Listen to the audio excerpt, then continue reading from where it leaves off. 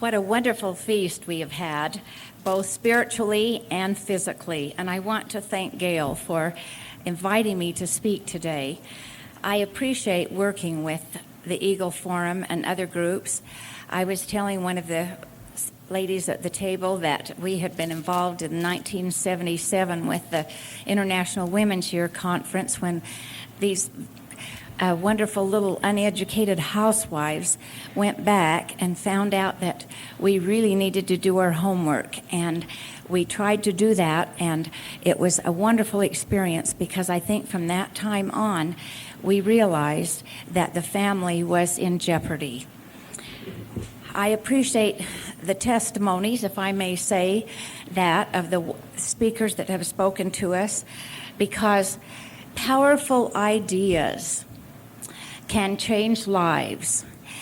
And we see the founding fathers. I have a wonderful book called In God We Trust by Norman Cousins that contains the religious faith of all of our founding fathers and what they wrote about their beliefs.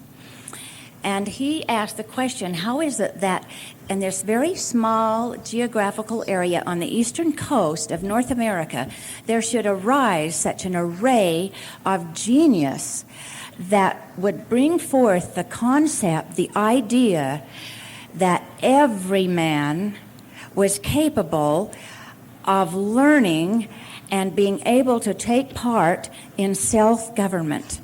And you heard a wonderful discourse with many quotes of our founding fathers from a number of our speakers, but especially from Scott, and I appreciate that. I just heard a funny story the other day, and I'm going to share it. I heard that Moses flew into Washington, D.C., and was surrounded by television reporters. And one reporter said, "Oh, by the way, we have just elected a new president. How would you like to talk to President George W. Bush?" And Moses stroked his beard, and he thought for a moment, and he said, "Well, no thank you, if you don't mind. The last time I talked to a Bush, I spent 40 years wandering in the wilderness." Now, the reason I told that joke is because I think, ironically, we're putting our money on President George W. Bush to lead us out of a kind of wilderness that we have been wandering in to a land where, the promised land, I guess we would say, where truth and decency and virtue prevail. But as everyone here has stated, that has spoken to you, he needs us. He needs our help. He needs us to do what we can in our families and individually to preserve the wonderful heritage that we have been given by our founding fathers. For the past 6 years, we have had married children and grandchildren living with us in our home, except for a 2-year mission that we spent in the Philippines. And I say, I guess the Lord felt maybe I didn't get it right the first time with our 12 children. So he's giving me a second chance to try to be an influence on our family and our children.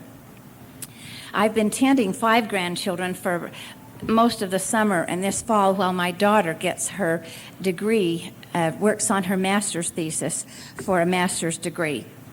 And this has been a wonderful experience. I really love it. And my husband he's a cuddly grandpa, and he loves holding the babies and teasing the little boys and saying, "Well, how are you little girls today?" And so we have a good time. But the other day, we lost one of my little grandchildren, 5-year-old Jonathan. We searched every place in the house. He hadn't gone to his home, and we were just desperate after about an hour. And I called all the neighbors, and I was just frantic. Searched the neighborhood. Well, finally, he came walking out of our living room. We have a closed door to the living room, and he had snuggled up under a little bear rug we have on the couch and had fallen asleep. Well, that was a heart-stopping situation. And then I'm going to tell you, because this reminds me of a story, and it does have a point. The CEO of a large company called one of his employees with an urgent problem. And the voice that answered the phone was a child's voice. And he said, as the boss said, "Is your daddy there?" "No." Well, is your daddy there? Yes. May I talk to him? No. Well, is your mother there? Yes. May I talk to her? No, she's busy. Oh, he was very upset, frustrated. He said, well, is there anyone else there? And the little voice said, yes. Well, who is it? A policeman. Well, wondering what would bring a policeman to his employee's house, the boss said, may I please speak with the policeman? No, he's busy. Well, what on earth is going on? My mommy and daddy are talking with the policeman and the fireman. Now the boss was really, really worried, and finally he said, well, what are they doing? What is going on there? And still whispering, the little voice said, they're looking for me. I love that story for several reasons, because it has a point in that parents will go to any lengths to find a lost child. But we see all around us today children who are being lost in the quicksands of shifting values and self-defeating behaviors. President Gordon B. Hinckley said his first statement when he became the prophet said, we are concerned with the quality of family life within so many homes. The home is the seedbed of all true virtue. If proper values are not learned in the home, they are not likely to be learned anywhere. What can we do to help families become an effective lifeline? I call this family lifelines, and I want to plant in your mind the picture of throwing a lifeline to children or neighbors who are caught in these quicksands or in danger from the very counterproductive lifestyles and shifting values we see. I have talked about 5 things, or I have written on your handout 5 things that I consider, even though they may seem very small to you, remember that a large ship is guided by a very small rudder. I think that these values can help us not only to strengthen our own families, but help other children because of our example. When we promote these values among families, it can help us to have a more stable society. The first one is civility.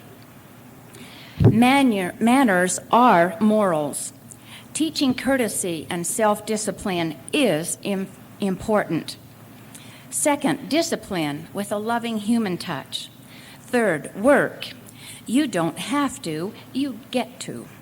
Traditions, a legacy of love. And grandparents, double indemnity protection. And as I talk about these things, you're going to see the important role that fathers play in transmitting these values. I'm going to start with an idea that children are not sent to earth to do exactly as they please. My neighbor has a friend who lives in a ward in Salt Lake where one of our apostles lives. And he lovingly corrected a young man's mistaken ideas about who their child was one day during a fast and testimony meeting. The young couple were blessing a new baby, and they had a little 3-year-old daughter and an 8-year-old son.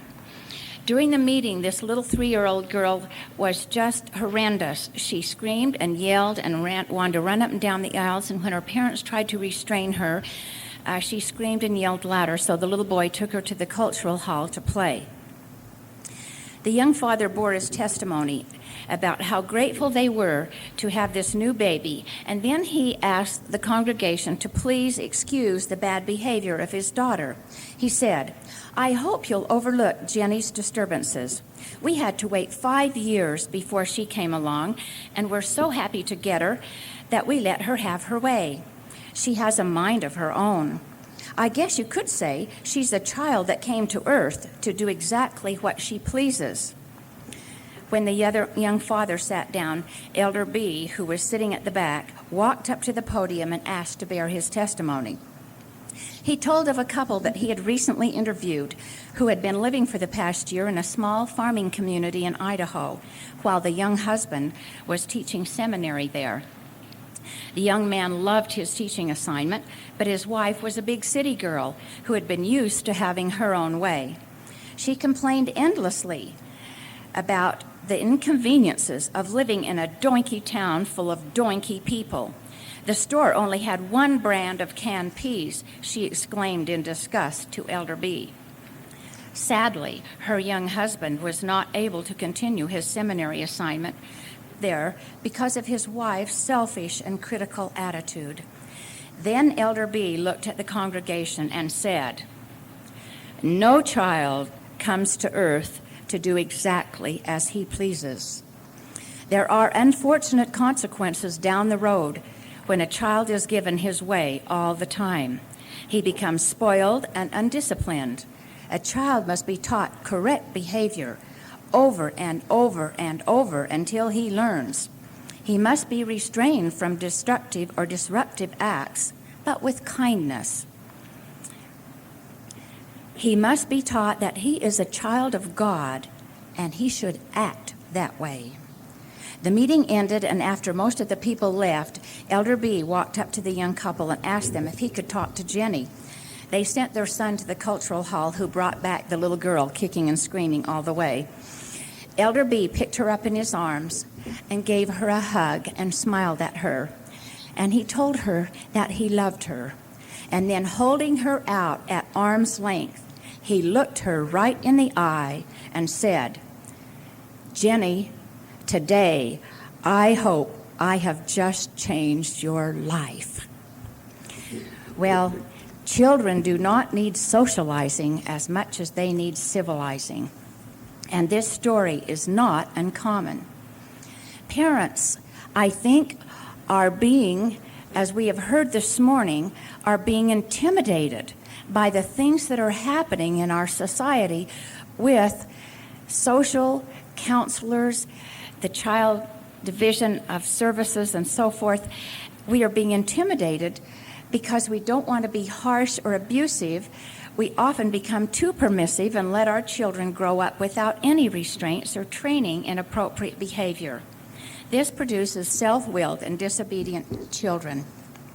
Now, I was going to mention this, but we had an experience of our very own in our own family where my daughter had asked her teenage daughter, it was her turn that night to do the dishes, and she didn't. She talked on the phone, and the next morning her mother reminded her that she needed to get up and do the dishes. And she was in a bad mood and bad-mouthed her mother. And so her mother said, "Okay, no breakfast till the dishes are done." And so the child went off to school in a fit of anger and complained to her teacher that her mother had made her go without breakfast. That afternoon, my daughter got a visit from the school counselor and the Child Division of Social Services asking her why she had abused her daughter. So it does happen. Now, the importance of the father's role. He has a natural authority to lead and guide because what he thinks is important, the children will think is important. He will be the key to the civilizing of his children. President Gordon B. Hinckley talked about civility in his wonderful book, Standing for Something, and said, "Civility carries with it the essence of courtesy, politeness, and consideration of others. All of the education and accomplishments in the world will not count for much unless they are accompanied by marks of gentility, of respect for others, and of going the extra mile. We can't depend upon the schools or any other social institutions for teaching citizenship and deportment. In fact, as we've just found out, laws have even been enacted that prevent effective discipline of crude, disrespectful behavior in the classroom." One of my very favorite authors is Phyllis McGinley, who wrote a marvelous book years ago called Sixpence in Her Shoe. And she was way ahead of her time. And she said in this book, she went to a girls' school upon one occasion, and the headmistress came out into the hall, and as each of the little girls passed the headmistress, they curtsied like this. They bent their head and curtsied to her, and one little girl dropped her books and had to pick them up because of that. And so Phyllis asked her, she said, this seems like a case of Victorian times. This seems so old-fashioned and out of date. You still do that? And the headmistress said, oh, yes, because we're teaching more than just manners. Manners are morals.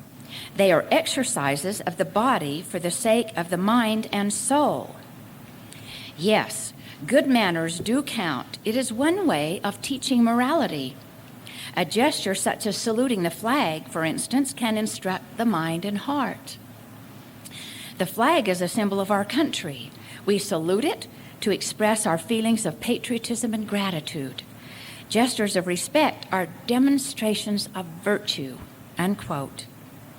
Habits of courtesy practiced continually become a part of our nature.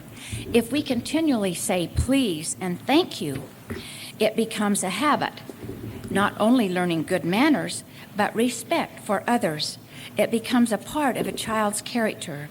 He is practicing courtesy, but he is acquiring the virtue of thoughtfulness. In Thailand, our son served a mission there. When we went there, people greet you like this. They put their hands together, and this is called a Y. And it is a form of courteous greeting to everyone. And then, Christy, will you come up here just a minute, because I need you to show something. It takes two people to show you this wonderful habit of courtesy that they have in the Philippines. Whenever I met a little child, the little child would take my hand like this and go like this. Isn't that wonderful? Those little children respect ancient old people like I am, and they do that. It's so wonderful. It makes you feel like you are someone wonderful and special.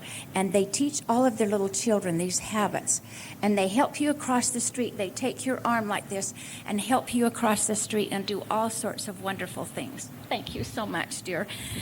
But these things are instructive of virtue. They aren't just little things, habits that we do, but they are wonderful. And one little boy said, perceptive little boy said, grandmothers will put up with almost everything, but they turn a very nasty purple when it comes to bad manners. And I tell my grandchildren that that's what grandmothers are for, is to teach children to say magic words like please and thank you, and what it means to be polite. So training a child not to yell at his parents or anyone else is teaching them the fifth commandment, to honor and respect his mother and father. I tell my grandchildren that taking turns is part of the golden rule, and so is speaking in a nice voice, picking up your toys, helping with the dishes, or writing thank you letters, or when anyone gives you a gift, especially grandparents. Our example is the best teaching tool, but we also need to instruct our children in good table manners, correct ways of addressing people, proper behavior in public places, and teach them to express appreciation for others, to others for gifts or services. This can really be quite exciting, because I'll have to tell you what my one little granddaughter did. I asked her, since I'm tending them, I asked her one day, Hannah, would you please go take your dishes to the sink and help clear the table? And you know what she told me? She said, oh, Grandma, it would be my pleasure. And I was just, how do you think that makes a grandmother feel? Well, she learned it from her father. Her father, who is from Argentina, has impeccable manners, and whenever we ask him to look at the car or fix something around the house, he always will say to my husband, it would be my pleasure, Senor Dean. He calls him Senor Dean, which is a wonderful form of respect. And I thought of my father. My father, J. Rowland Morgan, was a wonderful, respected lawyer and a judge at one time. And whenever our grandchildren loved to go to his office, because in his bottom drawer he always had nuts and candies and things that he would give them snacks. But something even more important than the candies and snacks, whenever they came and he heard them outside his door, he would stop and ask his client if he could introduce his grandchildren. And he would bring the grandchildren in, whether there was 1 or 2 or 4 or 5, and he would introduce them to his client and have them shake hands with him and say, "I'm very happy to meet you." He taught them wonderful manners. And how do you think that made our grandchildren feel? That they were VIPs, because some of the people in his law office were VIPs, that he had that respect for them. So I give the credit to my father and my husband for our children's courteous and thoughtful behavior. My sons always helped me on with my coat, opened the doors for me, and spoke respectfully to me, following their father's example. These are little courtesies that make life so pleasant and engender love. Courtesy is really the foundation of self-discipline and respect for others. And because children are wonderful imitators, our example will be the best teacher of all. Elder Neil Maxwell said, and I have it here, "It's easy to love people in a faraway country because they make no demands on you. But when you're third in line to brush your teeth in a busy family bathroom, that is where love is really tested. It is an encounter with raw selfishness, with the need for civility and of taking turns. The home gives us a great chance to align our public and private behavior, to reduce the hypocrisy in our lives, to be more congruent with Christ, and then perhaps we can do more elsewhere. To discipline with a loving human touch. The Proverbs 22:6 tell us, "Train up a child in the way he should go, and when he is old, he will not depart from it." Discipline comes from the word disciple. Isn't that interesting? Isn't it a challenge to make disciples of our children with teaching correct behavior, self-discipline, and using loving correction and not abusive punishment? I have a quote here of Victor Klein about the aim of discipline is to free the person from irrational and impulsive side of his nature, not to repress him, but to give him powerful habits of focus, of direction, of work, and good judgment, adding up to great personal power. Good discipline produces strength, not weakness, creativity, not banality, responsibility, not self-indulgence. It can also produce the character out of which the capacity to love and sacrifice can emerge. I have 2 stories. I'll try to go through them very, very quickly. A young mother was frustrated with her little child who wouldn't go to bed at night, a 3-year-old and an 18-month-old. And they spanked them. She and her husband spanked them. They couldn't get the little ones to go to bed. They prayed about it. They finally decided they would read the scriptures every night, which they did, holding each child in their arms while they read the scriptures every single night. And the little children fell asleep, and there was the bedtime problem. The discipline was loving human touch, being cuddled. And they had no more problems with their little children. And I've often wondered if the Spirit taught their little spirits also. Another one, a single mother had a rebellious 16-year-old who would swear, who would hit her, who was terrible. Her counselor told her to give him a hug. She said, "He'll knock me across the room." And the counselor said, "Do it anyway." So she tried it, and the son knocked her away. And she went back to the counselor, and she said, "I can't, he won't let me. Keep trying, keep trying, keep trying." And so she did. And one night, she put her arms around him from the back of his chair while he was sitting at the table, and she hugged him quick and said goodnight, and he went like this. But she kept doing it night after night after they had dinner. And pretty soon, he had stopped his swearing at her. He was less angry. And pretty soon, one night, she forgot. And she was sitting reading the paper, and she was aware of somebody standing in the doorway. And she looked, and there was her son standing there in his pajamas. And he said, "Mom, haven't you forgotten something?" This boy was angry because his father had abandoned them. And the mother went to him, and they hugged one another, and healing tears flowed. It was the loving human touch. George MacDonald, a wonderful Scottish cleric, was the mentor of C.S. Lewis, who many of you know and enjoy and are inspired by his writings. And Jesus and the leper teach us how the human touch can become the divine touch. George MacDonald wrote, Jesus could have cured him with a word. There was no need he should touch him. No need, did I say? There was every need, for no one else would touch him. The healthy human hand, always more or less healing, was never laid on him. He was despised and rejected.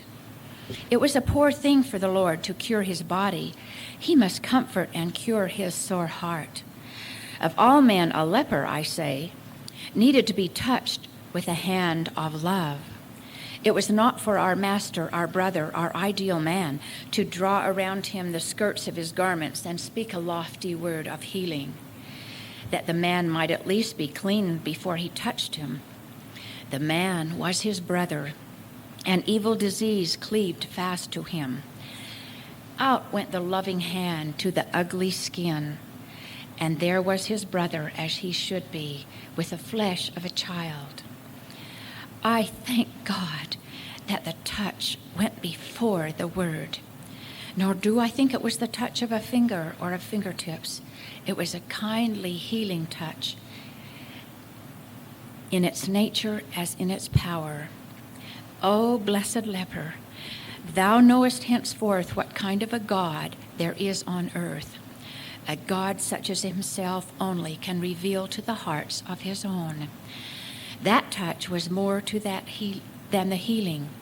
It was to the leper what the phrase, "Neither do I condemn thee," was to the woman in the temple. Work. Work is something that our children, we have a hard time finding meaningful work for them. And I just have to tell you a story one night of one inspiration that I had when my daughter Nancy was, I call them the senile teenage years. I was 13, and it was her turn to do the dishes, and she said, "Oh, Mom, do I have to?" And I said, "No, honey, you don't have to. You get to. You get to be responsible and make sure that we have clean dishes for breakfast." Well, it is difficult. Viktor Frankl said, "A man or a person becomes human only to the extent that he goes out of himself to serve others." Years ago in our primarily agrarian society, children were considered a great asset because they could work on the farm. They were economically necessary, actually, to be the success of a family. But today, most adult Americans work for pay, and children don't work at all. And they've become an economic liability. Someone said the total cost of housing, feeding, clothing, and educating one child through high school totals close to $100,000. So child rearing is seen as a non-productive job.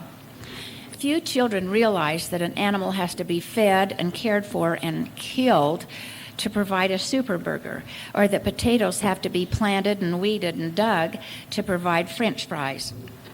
Perhaps farming, even in the backyard, can foster character development and teach the law of the harvest. It's very important that we find meaningful work for our children, that a child can produce some of his own food. He learns skills that help him become a self-sufficient, productive adult. A child that contributes his skills and sweat to the family team feels more valuable. Our family motto has been, "To serve is to love, and to love is to serve." Hooray for Mrs. Catherine Spencer, the principal of the Wasatch School right here in Provo, Utah. Our 3 grandsons go there, and she schedules every class when we went this fall to have school lunch with them at the first day of school. I saw all these little children running around cleaning up the lunchroom, and I said, "Oh, are these children that want a discount on their school lunch?" And she said, "Yes and no." She said, "Every class in this school takes 2 weeks lunchroom duty, and our 5th and 6th graders clean up the school grounds, weed, plant flowers, and plant pumpkins and squash and stuff for the fall." I think that's incredible. And they also have patriotic programs that are marvelous in their ability to teach children to love their country and to have a very valuable education. So there is one school that is doing a lot of things right. And David Ben-Gurion said, "We don't consider manual work as a curse or a bitter necessity or even a means of making a living. We consider it as a high human function, as a basis of human life, the most dignified thing in the life of a human being, and which ought to be free and creative. Men ought to be proud of it." Going to traditions. In the movie Fiddler on the Roof, I'm sure you all remember, Tevye talks about tradition. He says, "How do we keep our balance? Tradition. Because of our traditions, we have kept our balance for hundreds of years. The way we sleep, eat, work, the clothes we wear, the prayer shawl, all are tradition. Because of our tradition, we know who we are and what God expects us to do." Recent studies of families in America show that there is a substantial erosion of the rituals of family, such as family meals together and planned family activities together. May I suggest some ways that traditions can strengthen your family? I have them written here. First, traditions give a person a sense of belonging, a sense of identity. This is who I am. I belong to someone. I belong to a wonderful family. A young man working away from his home wrote, "Oh, I sure do miss having a family here. When you have a family like ours, it seems there is more to you than just yourself." Second, traditions bring joy and anticipation. They are what make one day different from others, 1 hour different from others. Some days you're the windshield, and other days you're the bug. This is part of the challenge of family life, but traditions can make the good times outweigh the bad. The happiness and security of childhood are often tied to family traditions. Parents don't realize how important it is to children to look forward to the repetition of their favorite traditions. Our children and grandchildren look forward to the 4th of July because our ward has an early morning flag raising ceremony that Sister Hoffheinz and I started when we were scout leaders about 30 years ago, or 20 years ago anyway. And we have the band come around. We have a little ward band, and it wakes everybody up at 6:30, and everybody goes up to the church, and we have a patriotic program and have breakfast, and then we all go down to the parade and then have a cookout in the afternoon. And I fix my traditional Old Glory pancakes with little red and white flags, white and blue flags. We traditionally, when our children were at home, we always read the story of the man without a country, the story of Lieutenant Philip Nolan, who said he never wanted to hear of the United States again and was put on board a ship to sail the seas until he died, never being able to come home to his land. The third way traditions will strengthen your family is traditions teach. They involve your children in learning experiences that teach family principles and values, just like I read the story of the man without a country. There are holiday traditions. Now, something is seemingly very important that I'm not sure if you know the answer to this, but is there anything important about having your family have meals together, sitting around the dinner table? Well, in October 1994, the Reader's Digest published the results of a study focused on which factors contributed most to the academic success of children. What would you guess was the most significant factor? Yes, it was the dinner table.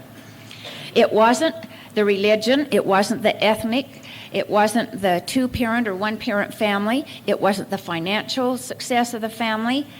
It was the dinner table. Children who had regular evening meals with their family at least 4 to 5 times a week, whether they were single parent or the two-parent families had a little bit of an edge, but if they had meal times together 4 to 5 times a week, they did significantly better in all their academic studies. The dinner table was the seedbed of a child's intellectual development.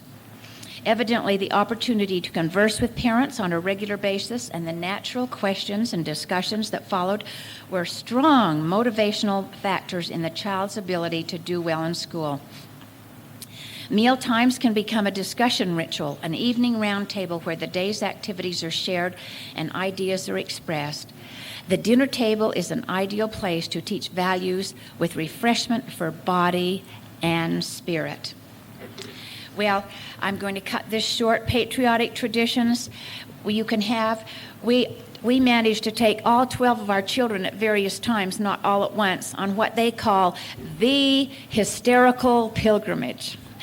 And what it is a trip back east, visiting all of the patriotic places, Williamsburg, Jamestown, Lexington, Concord, Atlanta, the Battle of New Orleans, every place, New York, Philadelphia, and we took all of our children there, and it was historical, but they like to call it the hysterical pilgrimage because we had such wonderful times that every single one of our children got an A in history, and every single one of them took the advanced placement classes in American history and did really well.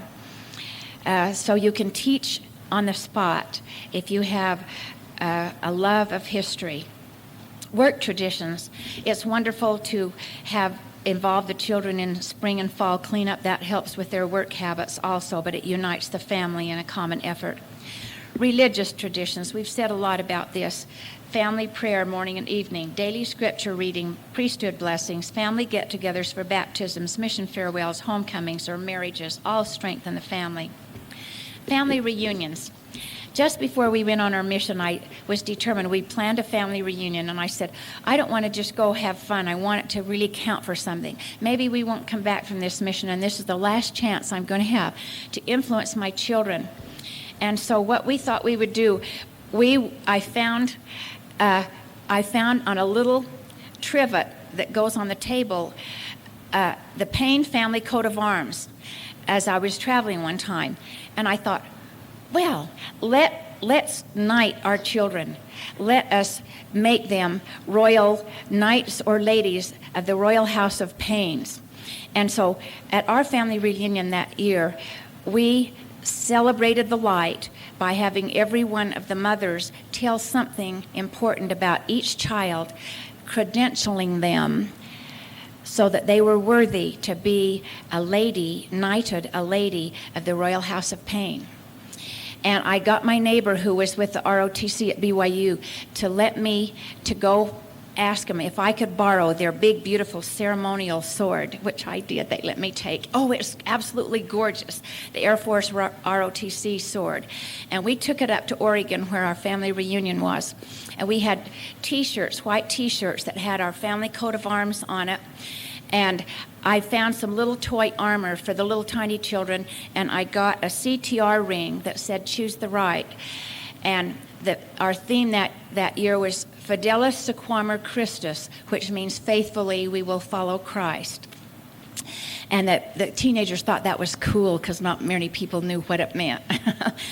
And so we had the children then, and the fathers told what our family motto was, what our family banner, they told a little bit about what it meant to be a Saturday's warrior, what it meant to be to faithfully follow Christ. And then each family, the children knelt after the fathers put the armor on them, and they put on the armor of God. And my husband, who was the patriarch, knighted, he asked them if they would they said, I will faithfully follow Christ. I will choose the right. And each of the children said that. He would knight them with a ceremonial sword and say, you are worthy to become knighted lord or lady of the Royal House of Payne. And we have done something like that each time we've had a family reunion. We're going to Mexico to Dean's father's family ancestral home down there. He was born in the colonies, and we're going to do something this summer with that. Now, I'm to my last part, just 2 or 3 more minutes, if that's okay. And that's grandparenting. It is grandparenting. Double indemnity protection. I love being a grandmother because I can augment the teachings of my children and reinforce the values they are trying to instill in their little ones. But I didn't realize how important grandparents were until I read this wonderful book by Dr. Neil Flinders entitled Teach the Children. He said, quote, "Grandparents are double indemnity, instruction, and protection. Indemnity means security against hurt, loss, or damage. When the Lord organized the human family, He provided for a generational reinforcement of instruction, a patriarchal order. Positive and powerful teaching within the family structure is the most effective protection against the negative influences of a decadent social order. Grandparents are capable of exerting a powerful reinforcement for parental instructions that establish protective influences in the life of individuals, families, neighborhoods, and communities. Just as double walls protect from fire, against fire, and provide insulation from cold, multi-generational instruction can help protect children against the damaging influences that inflict moral and spiritual injury. How can grandparents provide this double indemnity? What should grandparents teach? There's one that I'm going to mention that isn't on your list here, and that is share your faith with your patriotic testimony of this great nation and the constitutional principles, which we have done, and I forgot to add that in. But that is really important. I can see the effect that Scott Bradley's had on his children for them to go to Ecuador and to do all the wonderful things. Share your beliefs, your failures, your successes, and your goals in life. Prepare a family mission statement, or help your children prepare one for their family banner or family coat of arms. Organize and implement family reunions. We've been going around and giving family home evenings to our individual families, and that's been a wonderful, wonderful thing. Take grandchildren on special trips like a vacation or excursions to a museum. When my parents took a couple of their grandchildren, my children, my dad and mom took Janice to the National Republican Convention in Chicago, and she got her picture taken and put on the front page of the Chicago Tribune. And she's been a real patriot ever since, just what she learned. And she was only 9 or 10 or 11 when she went, I guess about 9. Help grandchildren prepare scrapbooks or write their personal history, and then share your personal journal with your grandchildren. This is so important. Dr. Flinders said, stories written